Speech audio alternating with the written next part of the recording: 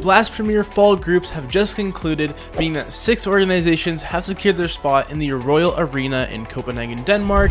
Let's get into it. For those who don't know, the way this works is that there's 3 groups, Group A, B, and C. Each group consists of 4 organizations that have been invited by Blast to compete in this tournament, and there's an upper bracket and a lower bracket, and basically whoever ends up winning the group qualifies himself for a spot in the Royal Arena. But if you lose in the first round and lose again in the loser's bracket, then you actually head over into a separate bracket called the Single Elimination Stage. The Single Elimination Stage is where all the losing teams go together to go against each other again, and whoever comes out on top will qualify for the Royal Arena as well, and there's 3 qualification spots. But if you lose again, you're not qualifying for the fall final. But anyways, let's get into it. Starting off with Group A, we have Vitality, EG, NIP, and Complexity. Vitality being one of the more notable teams in this group, as they just won the Paris Major. Doyle, Isaac with everything on him.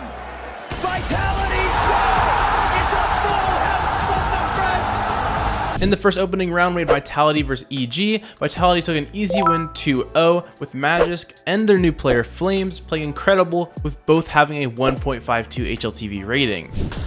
Oh, George saw him, but oh my god, how did he get away with that? Flamesy too ready. My goodness. Snaps it back for the second kill, and blink, you'll miss it. CT is shredded. Flames has got the knife out. No! Pistol. Okay, not so bad. Then for the second round, we had Complexity versus NIP, where Complexity surprisingly took the win here. They ended up beating NIP 2-1, and their new pickup, Elige, really showed up in these games as he pulled a 1.35 rating, the highest by far of anyone else on the team. So the next stage is the lower and upper final, and starting off with the upper final, we had Vitality against Complexity, where Vitality, once again, clean sweep for them. They got a 2-0. Not like this. They don't want to give it up to the pistol. JT fighting for the round, and indeed their life, but it's not going to be enough. Mages closes it out in style with a double kill there, the AK-47.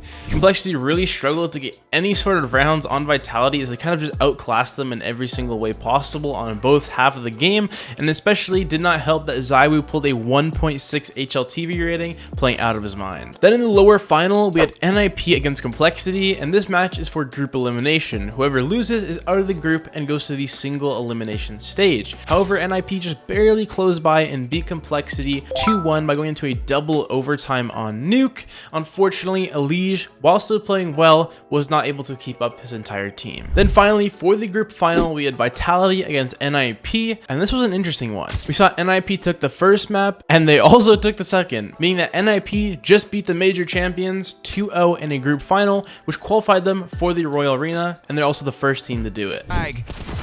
Oh, but he can't best res. It's a res multi-kill round, and it's a follow-through into the monster. Spink's dead. Triple out of res, but Apex is already here, and he's got Zywoo working with him. What? Op takes down the head of Hampus. Repeat punished. It has to be Apex, or ninjas tie this up. Res with a trio of frags. It means Vitality is one of the teams in the single elimination bracket.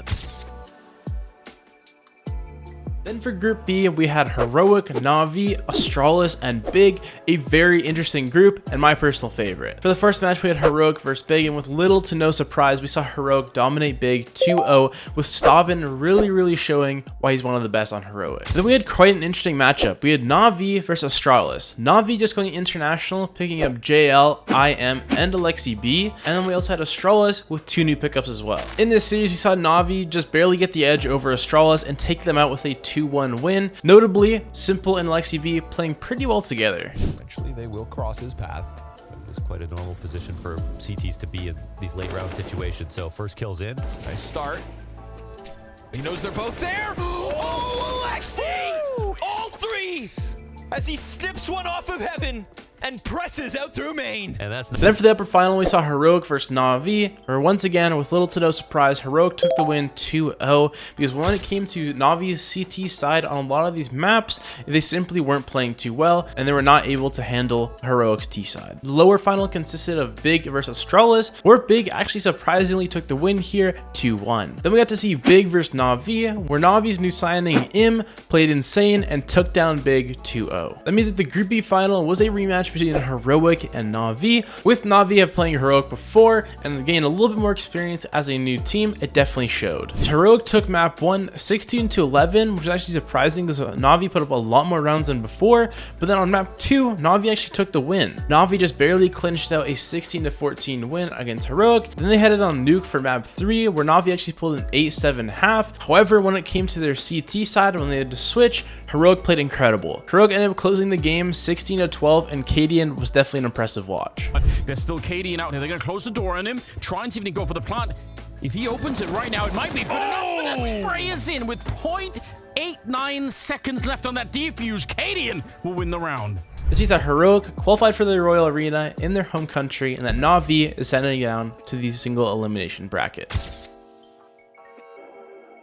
Group C consisted of FaZe, Liquid, G2, and OG. Starting off, we had an easy game for FaZe where they were against OG. They took an easy and quick 2-0. Then we had actually a pretty interesting series for an opening round with Liquid against G2. This is Liquid's first match after switching from an NA roster to a new EU roster, and it showed really well. Liquid won the first match on Ancient, where G2 then clapped back with an overtime win. Then they head into map 3, where specifically NAF really stood out and dominated G2. This led to Liquid closing out the map 16-14, taking them to the next round. Then we had FaZe versus Team Liquid, where FaZe won the first match. Then on the second match, Liquid snapped back, and on the third match, Liquid absolutely dominated FaZe. On Ancient, Liquid took a 14-1 first half, and then closed out the game 16-8, and you could tell FaZe was not happy about this. Then we had a game against FaZe and G2, where Twist and Rops played insane with a 1.53 rating and a 1.44 rating, easily cleaning out G2 2-0. This one continues a little longer.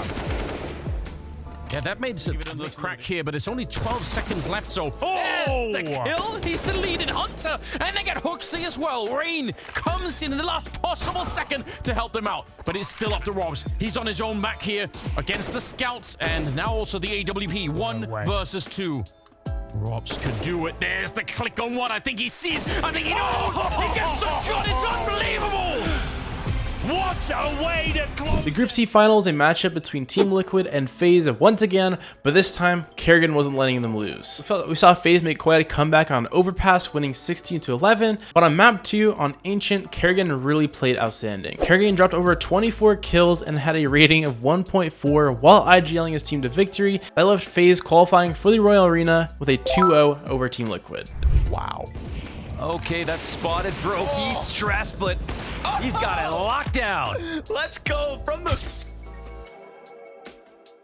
Then we have round 1 of the single elimination bracket, where it was Big versus OG. Big took an easy win here and then headed over into the round 2 finals, where they played against Vitality. While in this series, Man 2 played extremely well with a 1.51 HLTV rating, they were not able to take over Vitality because Vitality got an easy 2-0 on them. That means that Vitality is another team qualified for the Royal Arena. Then for round 2, we had EG versus G2. This is one of the most insane series I've ever watched, as we saw EG really put up a fight. The series started off 1-1, but then heading into the map 3 on Mirage, EG had them at a choke point in 15-10, but G2 made a miracle comeback and actually ended up taking the game in overtime. The final score ended up being 19-15, with G2 moving on to the next round and EG being eliminated. Then we had Na'Vi against G2 for round 2, where Na'Vi closed out both of these matches extremely closely, with both matches having a 16-14 score. We got to see Simple really shine throughout this series, hitting some pretty insane op shots, as well as Alexi V having some pretty nuts calls. So that means that Na'Vi qualified themselves for the Royal Arena. Could have been Hunter's chance to shine. There is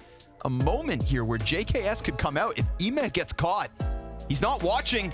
JKS has found him, but in between the 2 remaining T's is Simple, and he catches Nico. Desert Eagle. Oh, no way, And dude. Simple's USP with the headshot to give Na'Vi 13. Then we had Team Liquid versus Astralis for the qualification spot, and this team was looking so aggressive, and by that, I'm talking about Astralis. Astralis was taking every single fight they could, and they were not losing them. OC was really struggling to hit basically any op shot, and Nikinder wasn't really doing anything for them either. That led to Astralis winning 2-0 and qualifying themselves for a spot in the Royal Arena in their home country. Easy mow down, Borup. Looking for that 15.